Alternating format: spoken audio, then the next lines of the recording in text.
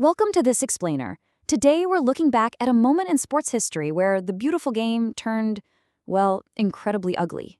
We are exploring the infamous 2006 FIFA World Cup round of 16 clash between Portugal and the Netherlands. Played in Germany, this match has gone down in history not for the quality of the football, but for the sheer, unadulterated chaos that unfolded on the pitch. In fact, it's universally known today by a rather fitting nickname, the Battle of Nuremberg. 20. I really want you to let that sink in for a second. In a standard 90-minute football match, seeing even a handful of cards is a sign of a pretty physical game. But 20? It's almost unthinkable.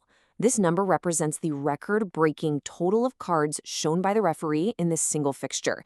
It set a completely new record for cards shown at any FIFA-administrated international tournament, and honestly, it remains a staggering statistical anomaly to this day. Okay. Let's dive into this match's sheer statistical madness. Those 20 cards were broken down into 16 yellow cards and a record equaling 4 red cards.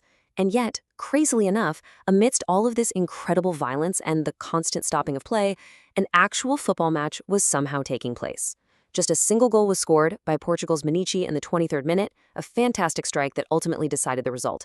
But, to really understand how we got to 16 yellows and 4 reds, we have to look at how things started. Section 1. Escalation and First Blood. You see, the tone for a match like this doesn't just magically happen in the 80th minute.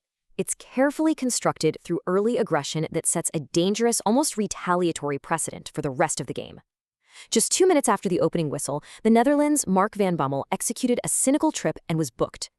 5 minutes later, in the 7th minute, Dutch defender Khalid Boulahars delivered a much more sinister, heavy challenge. By the 19th minute, Maniche was booked for a foul on van Bommel. So within the first 20 minutes, the referee, Valentin Ivanov of Russia, had already handed out 3 yellow cards. The players were testing the waters, and let me tell you, those waters were boiling. That early tackle by Boulahars wasn't just a physical challenge, though. It was a completely tournament-altering moment. It was a brutal, thigh-high studs challenge on Portugal's young star winger, Cristiano Ronaldo. Ronaldo tried to play on, but he was eventually forced out of the game before halftime, literally leaving the pitch in tears.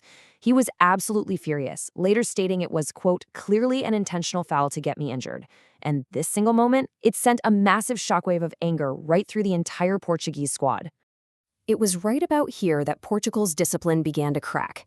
Defensive midfielder Costina picked up a yellow for a heavy slide tackle in the 31st minute. He just needed to safely make it to halftime. Instead, deep into stoppage time of the first half, Costina committed an inexplicable tactical handball right on the halfway line. It was absolute Sunday League behavior, nowhere near a dangerous attack. He was shown a second yellow and sent off, completely shifting the match dynamic as Portugal was suddenly reduced to 10 men right before the break. Section 2. Total second-half carnage. Now, you might think halftime would allow cooler heads to prevail. The managers would calm their teams down, right? Absolutely not. The rulebook essentially got thrown out the window, and the internal wiring of the players just completely malfunctioned. 10 minutes into the second half, things went from physical to outright violent. Portugal's legendary captain, Luis Figo, blatantly headbutted Mark van Bommel. This is a textbook straight red card offense in literally any era of football. Yet, miraculously, referee Valentin Ivanov somehow missed the severity of the incident and only issued Figo a yellow card. Van Bommel, by the way, later needed reconstructive facial surgery following this incident. If you were wondering how the coaching staff handled their captain headbutting an opponent, Portugal's manager, Luis Felipe Scolari, defended his player with a touch of absolute theatrical brilliance. When asked about the incident, he stated, "Jesus Christ may be able to turn the other cheek, but Luis Figo isn't Jesus Christ." It perfectly captured the unrepentant, combative mood of the entire Portuguese bench at that point. And the domino effect just continued rapidly. Just 3 minutes after surviving that headbutt incident, Figo was fouled by none other than Khalid Boulahars, the same player who injured Ronaldo earlier.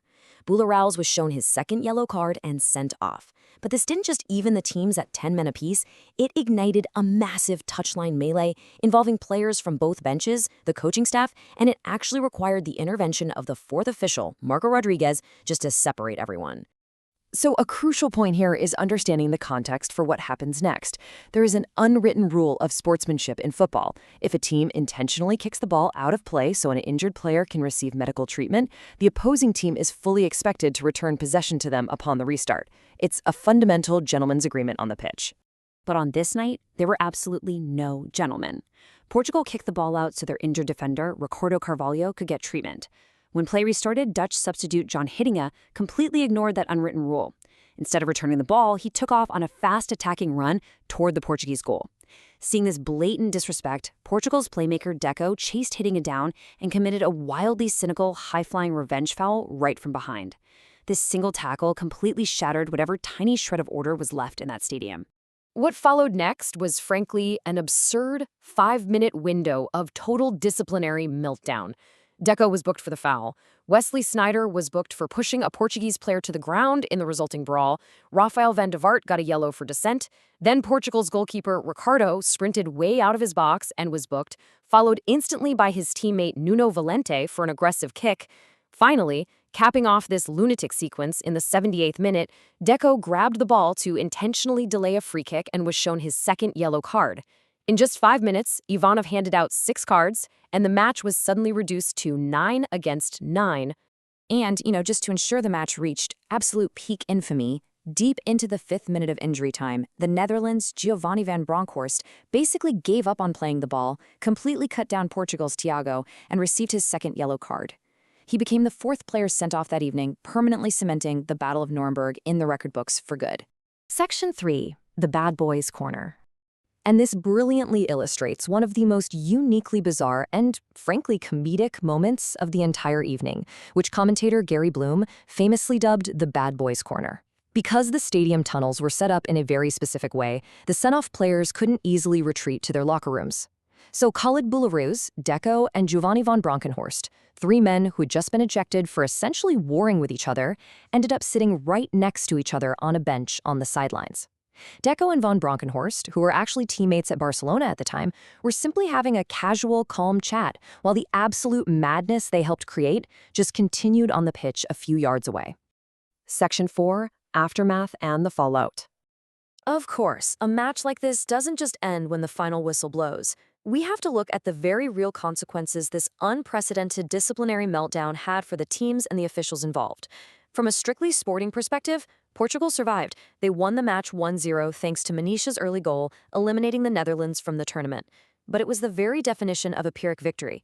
Portugal advanced, but the suspensions of both Deco and Costinha severely decimated their midfield for their highly anticipated quarterfinal clash against England. They had won the battle, for sure, but they essentially crippled themselves for the war. The global reaction? It was swift, and the referee was immediately placed directly in the crosshairs.